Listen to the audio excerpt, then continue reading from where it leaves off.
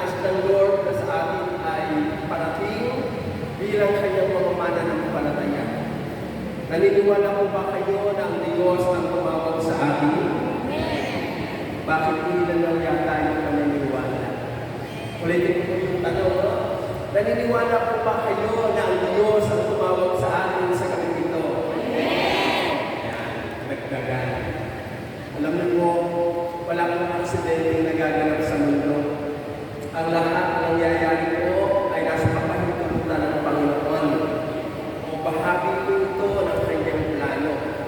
Kaya nga, sa ating pagtitipon ngayong gabi, ating pong paniwalaan na tinawag tayo ng Panginoon upang pagpalain po ng kanyang mga salita. Kaya makinig po kayong mabuti upang sa ganoon ang mensahe mo ng mabuting balita ay atin po matanggap ng buong linaw at dalhin natin ang pagpapalat ng Diyos paglabas natin sa pintuan ng simbahan. Okay, maganda po yung ating pagsasaluhan ngayong gabi at ito po tinutungkol sa pagpapalit ng ating Panginoon o the coming of the Son of God o ni Jesus Cristo. Alam nyo, kapag ito po yung gospel at ito yung napapanggit, meron pong mga tao na naaapektuhan hindi ng kagalakan, kundi ng takot. Napakaraming beses natin narinig itong gospel na ito at sa paulit-ulit ko na ating pakikinig, nariyan pa rin yung takot ng iba. Ito po ba yung ipinapahayag sa atin ng Diyos para matakot? Hindi naman po eh. Ito ipinapahayag sa atin ng Panginoon upang ipaabot sa atin ang darating at maging pagpapala ito sa ating mga buhay. Alam niyo po, ayaw ng Lord ng takot sa ating kalooban, ang ibig niya ay pananamig kapag ito po yung pinagsasaluhan. Kaya nga, kung ibig niyo, nalubusan kayong manamig para po sa pagbabalik ng ating Panginoon na hindi naman natin maiiwasan, mangyayari, magaganap at magaganap, makinig po kayong mabuti dito sa mensaheng nais ipagkaloob ng Panginoon. Tatlo lang naman po akong nais i-share sa inyo. At hayaan niyo pong makunawaan natin ang tatlong mahalagang bagay dito. At para lubusan po natin itong makunawaan, ako pong sisimulan ito sa dalawang napakahalagang katanungan. At ano po itong tanong na ito? Ang unang katanungan po ay, bakit ba magbabalik ang ating Panginoon sa Kristo? At pangalawang katanungan, ano o sino ang kanyang babalikan? Ulitin ko po ang tanong, bakit magbabalik ang ating Panginoong Kristo? At ano o sino ang kanyang babalikan? Alam niyo, my dear brother and sister in Christ, tayo pong mga tao, kapag tayo po ay nagtungo sa ibang lugar, iniwan natin yung ating dating lugar, at kahit napakahabang panahon na tayo na umalis doon sa ating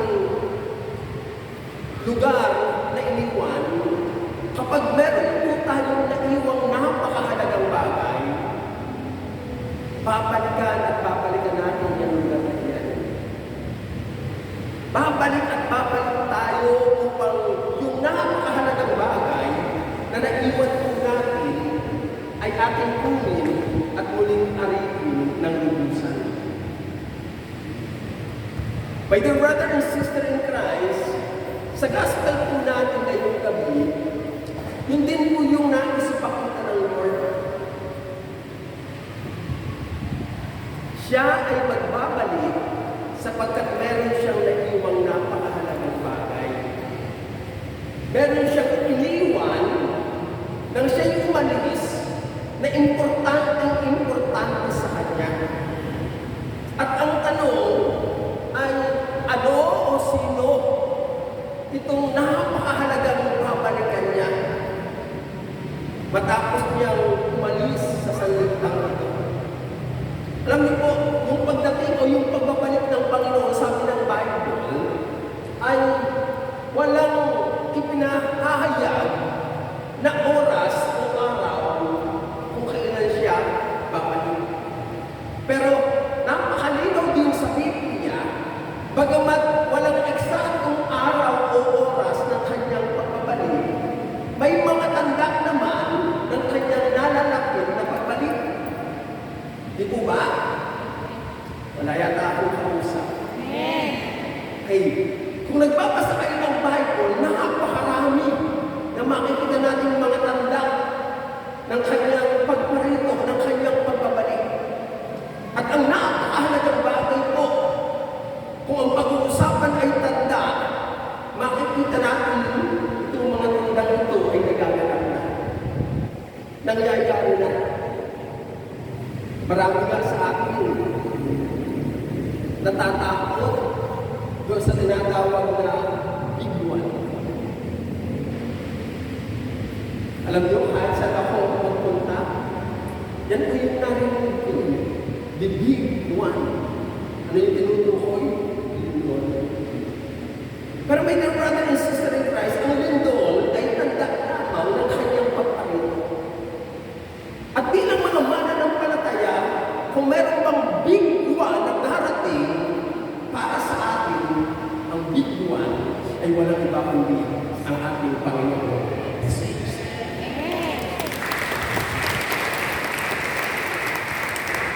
Hinihintay ng walang takot, hinihintay ng may pananabik.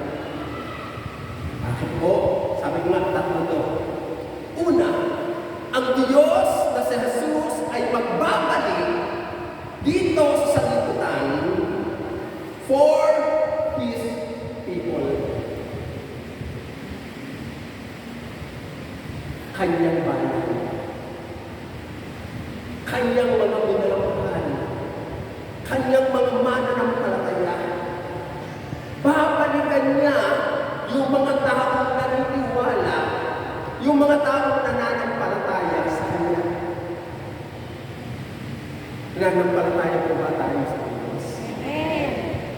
Kung nananampalataya tayo sa Diyos, my dear brother and sister, babalikan niya ikaw na Kanyang iniibig, ikaw na Kanyang minamahal to establish His kingdom.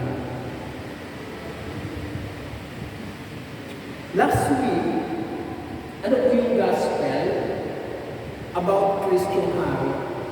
Di po ba? Sinasabi na siya ang hari ng mga hari, ang Panginoon ng mga Panginoon.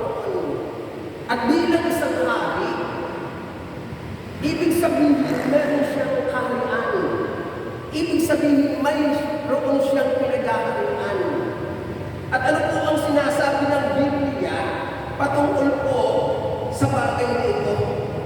Kung babasahin po natin ang sinasabi po ng aklat ni Apostol San Lucas sa kabanata 17, ganito po yung ating mababasa in verse 32. Okay. Sabi po ng part na ito ng Biblia,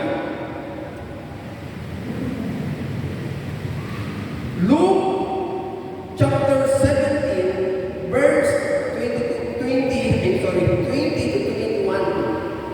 Sabi po niya, minsan, si Jesus ay tinanong ng mga Pariseo kung kailan itatatag ang kaharian ng Diyos.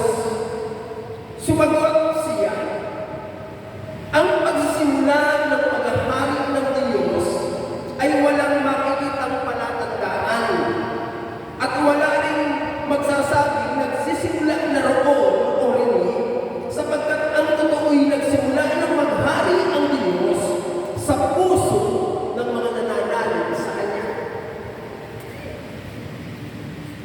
Dito raw sa kaluluwa natin, sa puso natin, nang tayo magsimulang manalig, nang tayo magsimulang pananampalataya na si Jesus ang ating Panginoon, ang ating Hari, diyan nagsisimula na siyang masunod,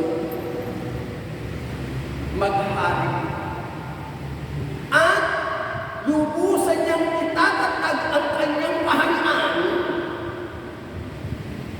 bilang isang hari sa kanyang pagbabalik.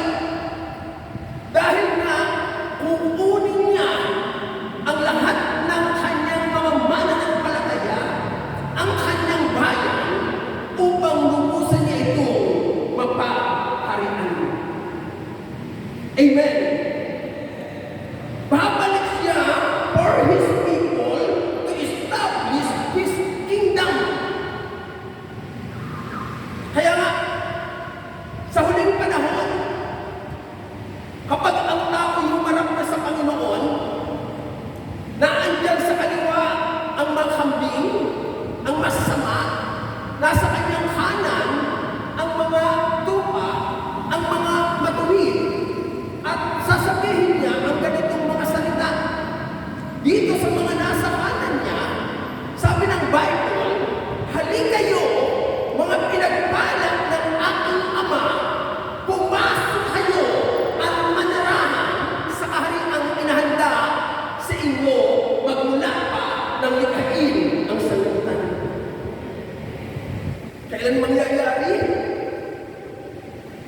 Sa kanyang huling pagtayo. Lubusan niyang itatatag ang kanyang kaharian na ang kanyang mga paghaharian ay yung mga naniniwala sa kanya, yung kanyang bayan, yung kanyang mga mananampalataya. Amen. Another, babalik siya for His people, not only to establish His kingdom, but to fulfill our citizenship in heaven.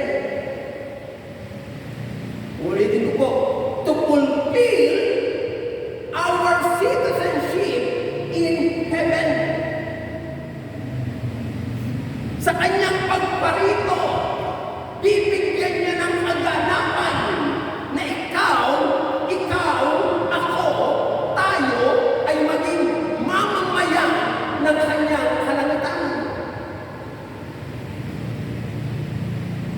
Kaya nga, sabi po ng Luke chapter 12, ay ganito, in verse 32, sabi niya, sinabi ni Jesus sa kanyang mga alagad,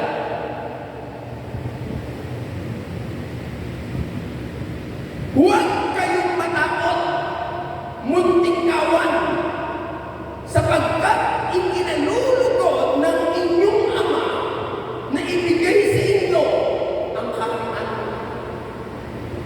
Ulitin ko po, huwag kayong matakot, munting kawan, mga mananampalataya ng Diyos, mga tinawag ng Panginoon, mga tupa ng Diyos. Bakit huwag matakot?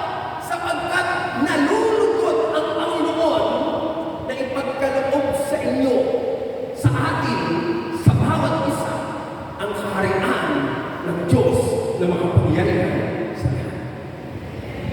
Amen! Amen! Ito pa. In 2 Thessalonians,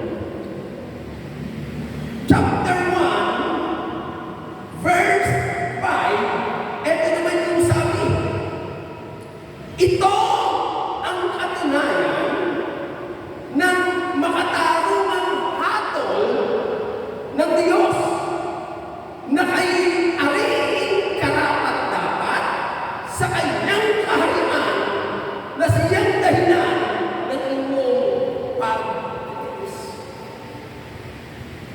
Ulitin ko po, sabi niya sa bahagi ito ng ating binasa, ito ang katunayan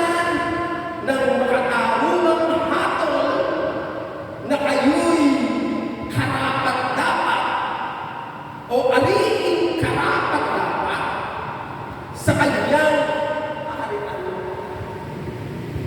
My dear brother and sister in Christ, darating siya, babalik siya for His people to establish His kingdom, to fulfill our citizenship in heaven, and to become one in His kingdom. Yung maging isa ka, yung maging isa ka, yung maging isa, ikaw sa kanyang kaharian, aariin kanya-kanya. Yun yung malinaw kong sinasabi. Kaya nga, kung pag-aari ka niya at mahalaga ikaw sa kanya, hindi maaaring hindi siya magbabalik para sa iyo. Yung kung napakahalaga. Kaya nga napakasarap po na maging bayan ng Diyos. Napakasarap po na maging mananampalataya ng Diyos. Napakasarap po na lubusang magtiwala kay Jesus na ating Panginoon. Sapagkat kung ikaw ay sa Kanya, hindi maaaring hindi siya magbabalik para sa iyo. Palakpakan natin ang ating Panginoon. Nasusundan ninyo, babalik siya for His people. And who is His people? Ikaw, ako, tayo. Upang kanyang pagharian doon sa kanyang kaharian ang kalangitan. Yan po yung una. Ikalawa, babalik ang Lord for His servant. Babalikan niya ang kanyang lingkod, ang kanyang alipin. Babalikan niya ang kanyang manggagawa na naglilingkod sa kanya dito sa lupa. And my dear brother and sister in Christ, bakit niya babalikan yung kanyang mga lingkod, yung kanyang mga manggagawa, yung kanyang mga mananampalataya, yung kanyang mga tagasunod, yung mga taong gumagawa ng kanyang kalooban? Sabi nga, to entrust much blessing. Upang higit pang pagkatiwalaan ng napakaraming mga bagay na nais ng Lord na ipagkaloob sa kanyang mga lingkod. Alam niyo, nang tayo po ay kumilala sa Lord, tayo po ay pinagkalooban ng Diyos ng napakaraming mga bagay. At ano po yung mga bagay na yan? Mga bagay na pwede natin gamitin to glorify our God. Mga bagay na pwede natin gamitin para makapaglingkod sa ating Panginoon upang maging karapat-dapat tayo sa Kanya.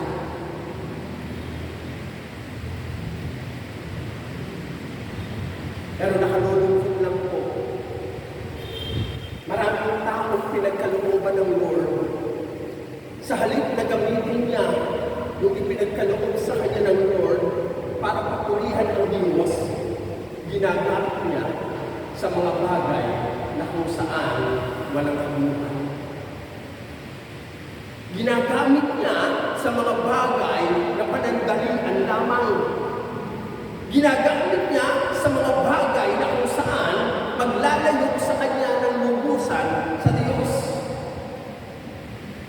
Sabi po ng Bible, pinanalagana tayo ng Panginoon upang may makamit tayo sa pagkakaunlawa, sa paglilingkod, sa pagsunod sa Kanya, sa pag-akay ng mga kaluluwa, sa pagpupuri sa Kanyang pangalan, sa pagluwalhati sa Diyos na makapangyarihan sa lahat. Mga bagay na hindi aksidenteng ating natanggap, mga bagay na taglay-taglay natin na ang dahilan ay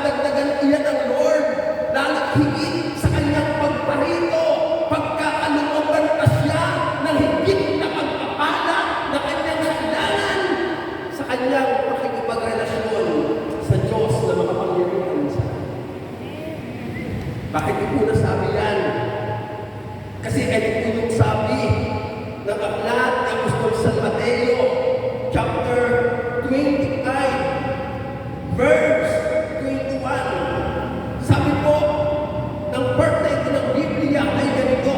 Ito po yung tumutungkol sa talikhaga na kung saan may isang ako o Panginoon na maglalakbay. At bago siya maglakbay, iniwan niya ang kanyang ari-arian sa kanyang tatlong alipin. Ang unang alipin, pinagkalooban ng 5,000. Ang ikalawang alipin, pinagkalooban ng 2,000. Ang ikatlong alipin, pinagkalooban ng 1,000. At matapos na ipagkatiwala iyon dito sa kanyang mga lingkod, sa kanyang mga alipin, siya'y umalis, siya'y naglakbay ng mahabang panahon. At pagkatapos nang siya'y magbalik, pinagsulit niya yung kanyang tatlong alipin. At nang magsulit yung kanyang mga alipin, sabi ng una at ikalawa ay ganito, narito na po ang ipinagkaloob niyo sa akin. Narito pa po ang aking tinubok. Tanggapin po ninyo. Ito ang gusto kong gamitin mga salita sa naging dugo ng Panginoon dito sa dalawang alipin. Sabi po, magaling, tapat at mabuting alipin, lamang na pagkatiwalaan ka sa maliit na halaga, pamamahalain kita sa lalong malaking halaga. Litin ko po, yamang na pagkatiwalaan ka sa maliit na halaga, pamamahalain kita sa lalong malaking halaga. To entrust much blessing. Bakit? Kasi napagkatiwalaan. Kaya nga mga lingkod ng Lord, mga alipin ng Diyos, mga mananampalataya ng Panginoon, na sa Kanya ay gumagawa upang paglingkuran. Tandaan po ninyo ito, anumang inyong isinasakripisyo, anuman ang inyong ipinagkakaloob, anuman ang inyong ginagamit para ang Diyos ay mapapurihan, na ang nalalaman nyo na ang Diyos ang nagbigay nito sa inyo, tandaan ninyo, yan ay daragdagan at daragdagan pa ng Diyos upang makapagpatuloy kayo ng paglilingkod sa Kanya.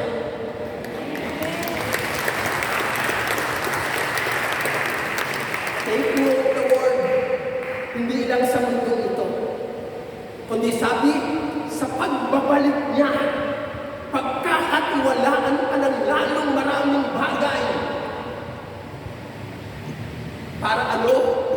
Walang hanggan, walang katapusan na mapaglingkuran ang Panginoon doon sa kalangitan. Ito yung malinaw.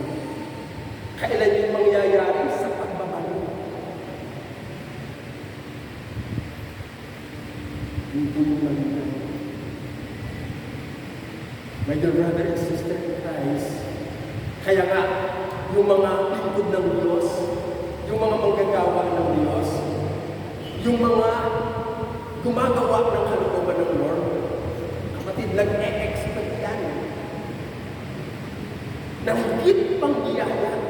Bakit? Kasi may pangako ang Diyos. Bakit? Kasi may sinabi ang Diyos. At kapag sinabi ng Diyos, gagawin niya, gaganapin niya, bibigyan niya ito ng kaganapan sa buhay ng taong sa Kanya ay nagmahal. Babalik siya for His servant to entrust much blessing.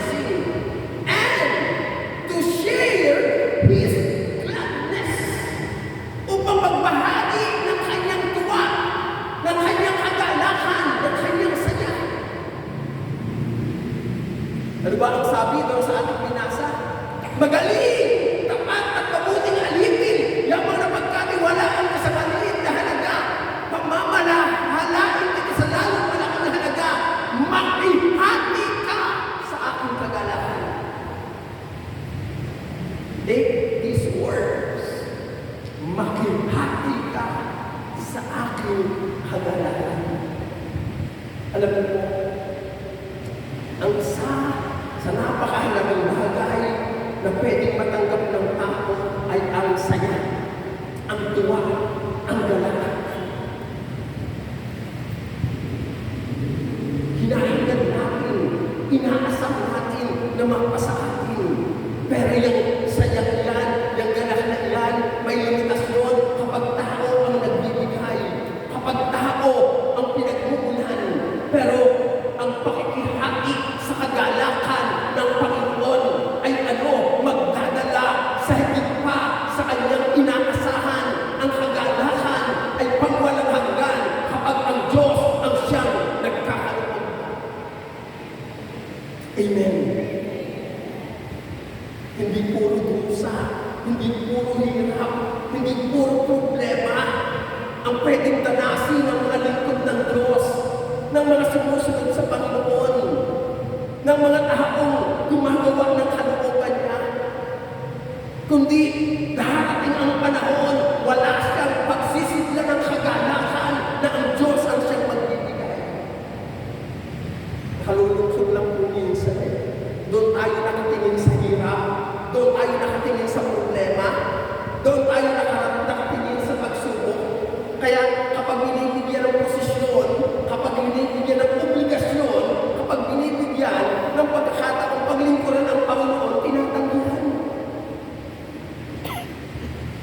Hello? Alam mo po, sa probinsya, simulat palimit ako sa probinsya, napakaraming mga lugar na gusto magbukas ng gawain. Pero hindi magbukas-bukasan kasi walang tumayong manggagawa. Bakit walang tumayong manggagawa? Natatakot sa responsibilidad. Natatakot doon sa posisyong ibibigay sa kanya. Natatakot na paglingkuran ang Diyos ng lubos. Kasi nga, may mga hadlang, may mga pagsubok. Yun yung nakikita. Kahit dito po sa NCR, dito po sa Maynila, dati-rati, kapag nagkakaroon ng reorganization, naghahagawan. Pero ngayon, pagka mayroong reorganization, ang nangyayari, turu-turuan. Si sister na lang, si brother na lang. Bakit? Kasi hindi nila nakikita ang napakahalagang benepisyo ng buhay, pagiging lingkod ng ating dakila at makapangyarihan Diyos. Oo, mahirap. Aminado po ako. Hindi madali. Pero ito tanong ko.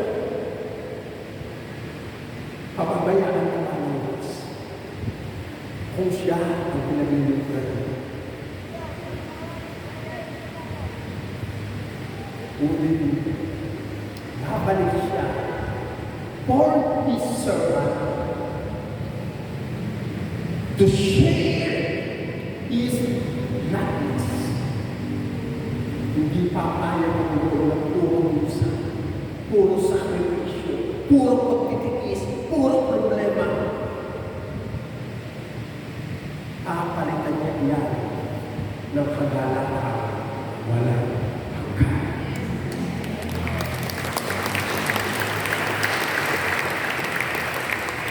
Alam, babalik siya for His servant to give the reward upang magbigay ng gantimpala. Bakit ko nasabi? Sabi po ng 2 Timothy chapter 4 verse 8 ay ganito. Sinabi po ito ni Pablo kay Timoteo na kanyang anak sa pananampalataya. Sabi niya,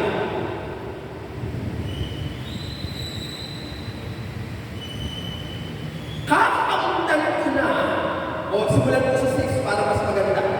Sabi po, ako'y iaalay na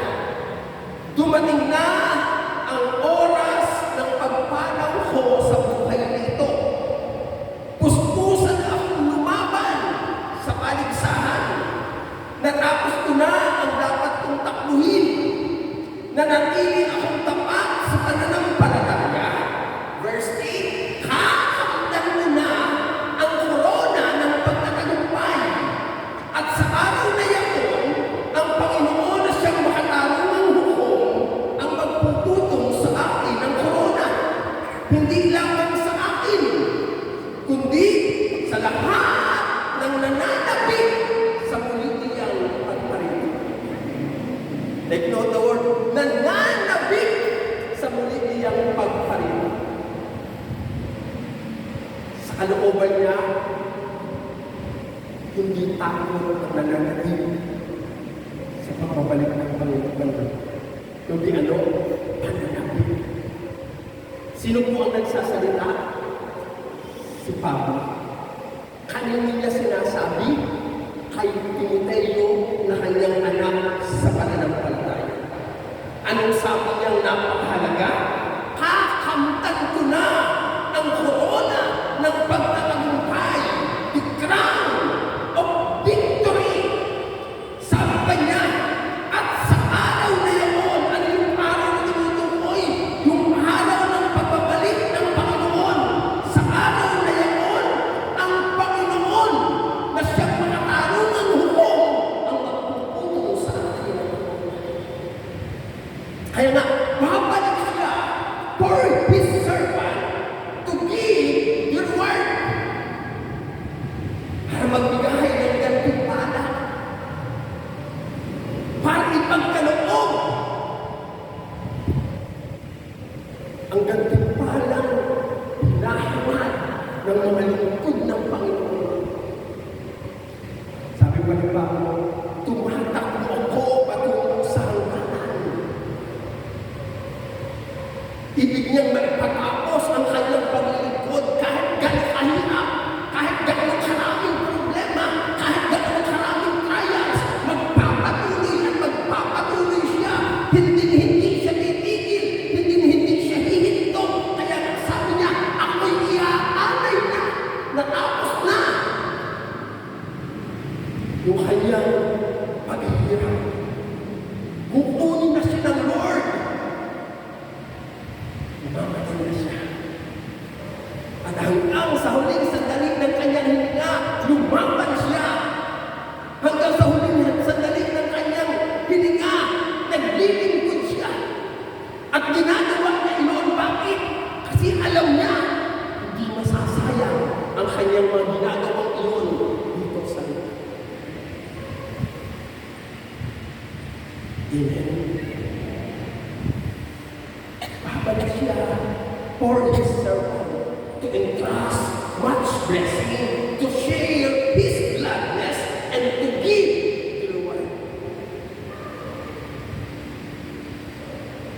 Sapagkat hindi nalilimutan po ng Lord ang kanyang mga lingkod, ang kanyang mga manggagawa, ang mga taong nagpapagaling para lamang masunod ang kanyang mga utos. Palakpakan po natin ang ating Diyos.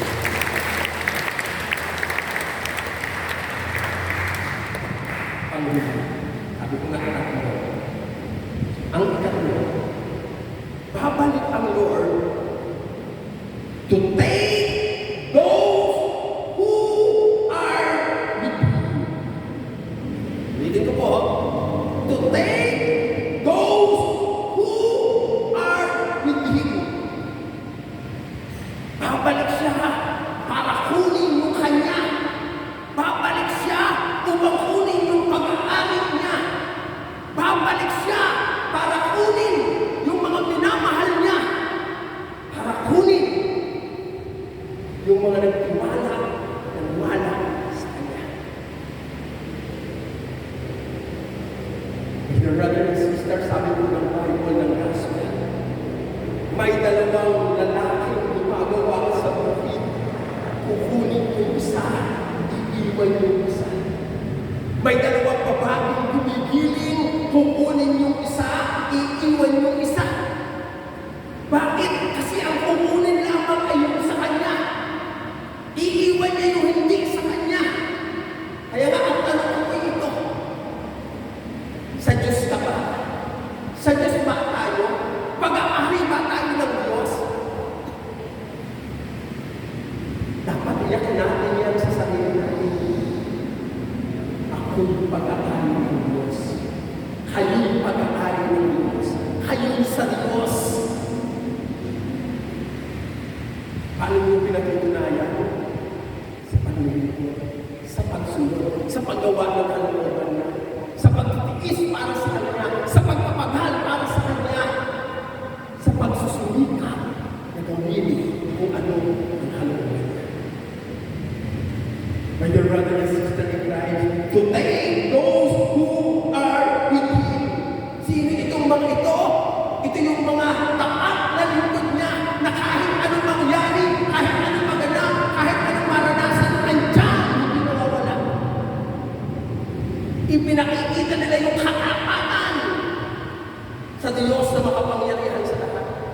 Sabi po ng Matthew chapter 10, verse 22, ay ganito, ang ganyo, bahagong ito ng banal na kasulatan, this passage, sabi po ng Biblia,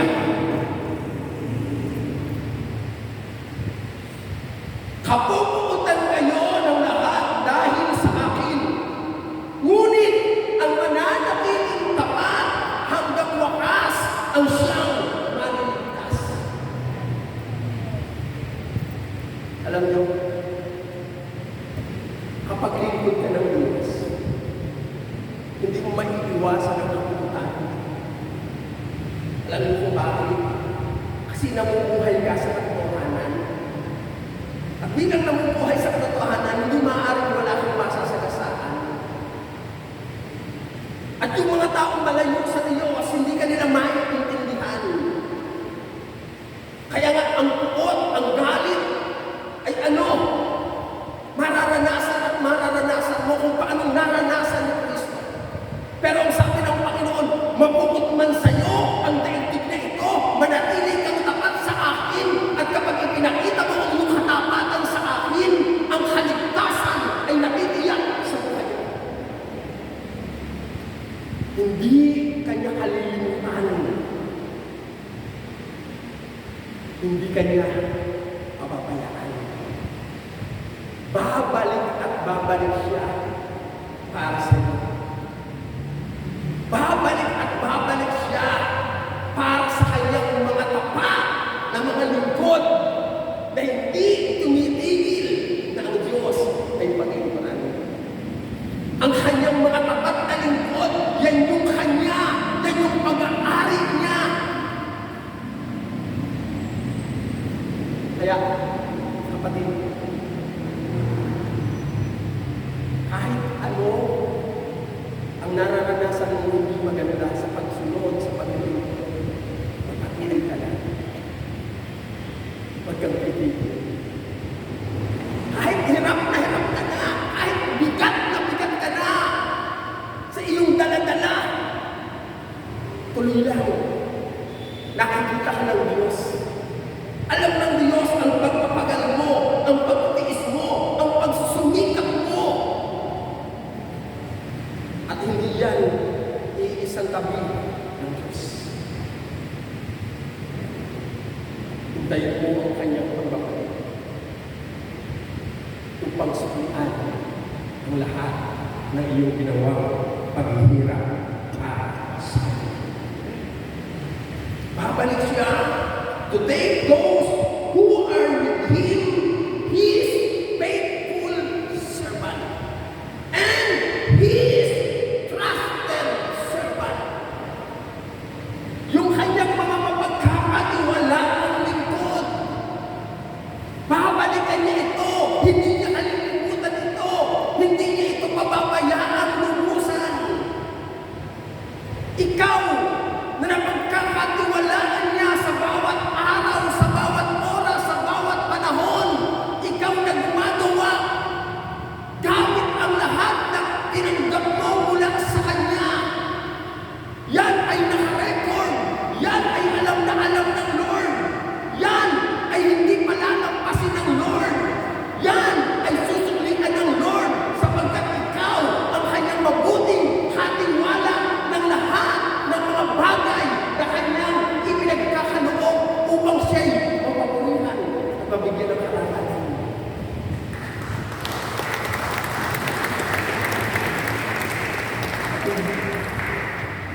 yung sa Kanya, His faithful servant, His trusted servant, and His hard-working servant. Bakit ko nasabi yun? In 1 Corinthians, chapter 15, verse 57 and 58, ito po yung kanyang malinaw na sinasabi. Sabi niya, magpasalamat tayo sa Diyos na nagbigay sa atin ng tagumpay sa pamamagitan ng ating Panginoong Hesukristo. Verse 58, kaya nga, mga kapatid, magpakatatag kayo at huwag matitinan. Magpakasipag kayo sa gawain para sa Panginoon. Yabang alam ninyong di masasayang ang inyong pagpapaghal para sa Kanya. Sige ba, palakpakan natin ng Lord? Anong sabi? Magpakatatag ka raw. Anong sabi? Huwag ka raw matitinan. Anong sabi? Magpakasipag ka sa gawain para sa Panginoon. Hard-working servant. Magpatuloy ka. Huwag kang magpagod na gawin ang tama, ang mabuti, ang nararapat. Bilang lingkod ng Lord. Kahit na, sabi ko nga kanina, hindi biro ang pinagdaraanan mo. Kahit napakahirap ang iyong pinagdaraanan. Kung gawin mo kung ano yung pinagagawa mo. Mga brother and sister in Christ, tulad ng Pablo, masasabi mo sa sarili na ako'y inaalay na pagdating ng pagpantanong. Kapag ramdam mo na aalis ka na sa mundo at sa iyong pag-alis sa mundo ito, hindi ka nag-iisa sapagkat may kasama ka o Diyos na iyong mahal, na iyong Panginoon, na iyong tagapagligtas, na iyong dahilan.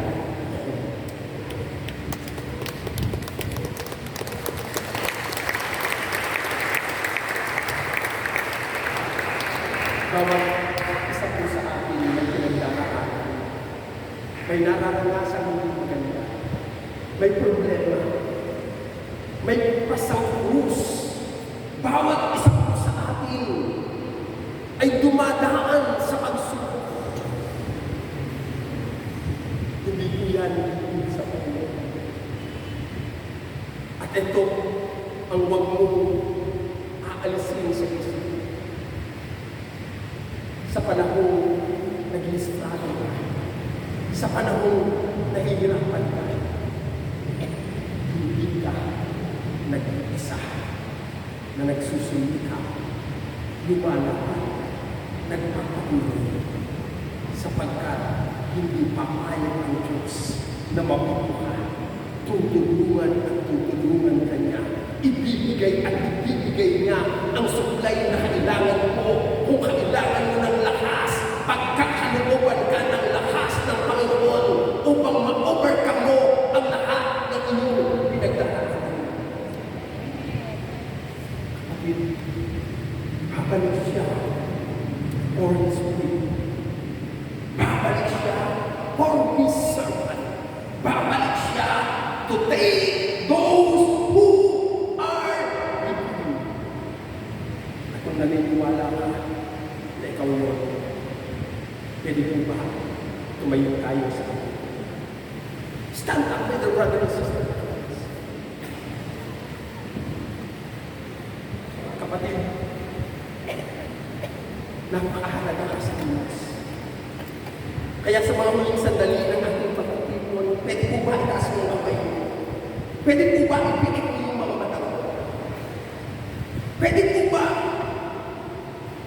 pagyamanin mo. Diyan sa iyong